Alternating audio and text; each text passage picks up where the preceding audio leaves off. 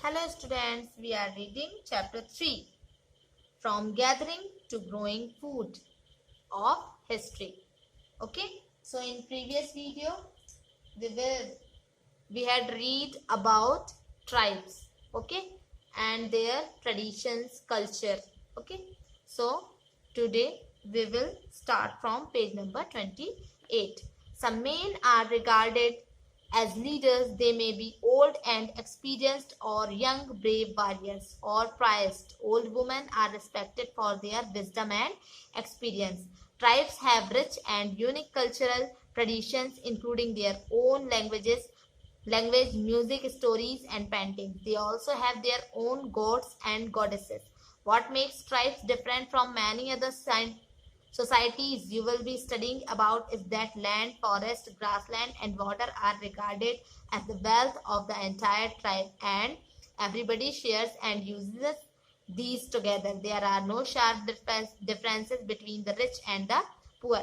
तो ट्राइब्स में कुछ जो लोग होते हैं उन्हें लीडर के तौर पर रिस्पेक्ट दिया जाता है. ठीक है, क्यों? क्योंकि वो ओल्ड होते हैं और एक्सपीरियंस्ड होते हैं, है ना, और अपने या तो यंग होते हैं या ब्रेव वॉरियर्स होते हैं या प्राइस्ड होते हैं. ठीक है, और ओल्ड वुमेन्स को रिस्पेक्ट दी जाती है, किस लिए? उनकी विजडम के लिए और उनके एक्सपीरियंस के लिए. ओके, ट्राइब जो है वो रिच, ट्राइब्स का जो है उनका रिच और यूनिक कल्चरल ट्रेडिशन होता है. ठीक है, उनके खुद की लैंग्वेज होती है, उनका खुद का म्यूजिक होता है, स्टोरीज, पेंटिंग सब उनकी खुद की होती है. ठीक है, और उनके खुद के देवी देवता भी होते हैं.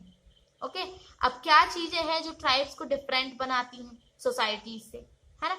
तो आप देखेंगे land, forest, grasslands and water, ये इनको खजाने के रूप में मिली होती है प्रकृति की ओर से, नेचर की ओर से. ठीक है, और ये सारे लोग क्या करते हैं?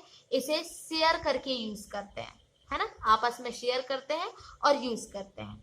तो यहाँ पर जो है कोई डिफरेंस नहीं होता है रिच और पुअर में. ट्राइब्स में जो है कौन रिच है कौन पुअर है उसमें कोई डिफरेंस नहीं होता है. Now here some questions. Make a list of all the activities performed by men in tribal societies. What do women do? Are there any activities that are done by both men and women? So find. Okay, this question is your homework.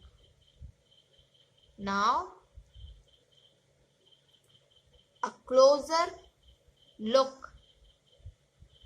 Living and dying in Mehergarh. Find Mehergarh on map 2. Page number 14. This site is located in a fertile plain near the Bolan Pass, which is one of the most important routes into Iran. Mehergarh was probably one of the places where women and men learned to grow barley and wheat and rear sheep and goats for the first time in this area. It is one of the earliest villages that we know about. Archaeologists who excavated the site found evidence of many kinds of animals' bones from the earliest levels. These included bones of wild animals such as the deer and pig. In later level, they found more bones of sheep and goat, and in still later levels, cattle bones are most common, suggesting that this was the animal that was generally kept by the people. तो यहाँ पर मेहरगढ़ के बारे में बताया जा रहा है. ये जो है एविडेंस यहाँ पर मिले हैं आर्कियोलॉजिस्ट को. ठीक है, कि यहाँ का जो प्लेन है वो क्या है? फर्टाइल मीन्स उपजाऊ है. और ये कहाँ है? बोलन पास, है ना, बोलन पास के पास है, जो कि ईरान जाने का एक मोस्ट इंपॉर्टेंट रूट है. ठीक है, तो मेहरवाज जो है वहां पर मेंस और वुमेन्स ने एंशियंट टाइम में मेंस और वुमेन्स ने दोनों ने क्या ग्रो करना सीखा था? Barley and wheat. और वहां पर उनने सीप और गॉट्स को भी फर्स्ट टाइम पालना सीखा था इस एरिया में. ठीक है, तो इसके बारे में हम लोग पढ़ भी चुके हैं. और आर्कियोलॉजिस्ट को और भी क्या चीजें मिली हैं इस साइट में? इस साइट में बहुत सारे एनिमल्स बोन्स मिले हैं. ठीक है, उसके बाद कुछ बोन्स वाइल्ड एनिमल्स के मिले जैसे डियर और पिग. उसके कुछ समय के बाद कुछ और दूर आप देखेंगे तो वहां पर शीप और गॉट के बोन्स मिले हैं, है ना, और कैटल बोन्स भी मिले हैं. ठीक है, तो इसका मतलब ये है कि उस समय भी, है ना, लोगों के द्वारा एनिमल्स रखे जाते थे अपने घर में. Okay. What is earlier and later levels? So when archaeologists are digging at an excavation site, how do they know which level is earlier and which is later? जब अगर आर्कियोलॉजिस्ट जो हैं वो क्या करते हैं, एक्सकेवेशन जो मतलब खुदाई वाली वहां का जो साइट होता है उसको खोदते हैं, तो वो कैसे पता करते हैं कि ये प्राचीन है या बाद का है, मतलब अर्लियर है या लेटर का है. ठीक है, तो यहाँ बताया गया है, ये देख सकते हैं आप. First level, second level, third level and fourth level. ठीक है. सपोज कि people first start living on float land. ये देखिए, इधर आप अंदाजा लगाएं कि लोग जो थे पहले इस लेवल पर रहना स्टार्ट किए. ठीक है. उसके बाद कुछ समय के बाद रीबिल्ड हुआ ये, है ना. उसके बाद फिर ये यहाँ से लोग छोड़कर चले गए, अब मिट्टी जम गई और भी बहुत सारी चीजें हो गई, फिर थर्ड यहाँ पर आके रहने लगे, फिर यहाँ पर, इस तरीके से. ठीक है. तो ज्यादा खुदाई करने से तो ये मिला आपको फर्स्ट लेवल, ये सेकंड, थर्ड, फोर्थ, है ना. तो ये कहलाया आपका क्या, अर्लियर. ये लेटर, ये लेटर, ये लेटर. ठीक है. अपर लेयर्स यहाँ वही बताया जा रहा है. ठीक. और क्या चीजें पाई गई मेहरगढ़ में, ये देखिए, रेक्टेंगुलर हाउसेस पाए गए यहाँ पर, जिसमें मोर कंपार्टमेंट होते थे, मतलब रूम्स होते थे. ठीक है. और रूम्स के अलावा भी कुछ और नीचे कंपार्टमेंट होते थे जिसमें ये लोग जिसका यूज ये लोग स्टोरेज के लिए करते थे. ठीक है.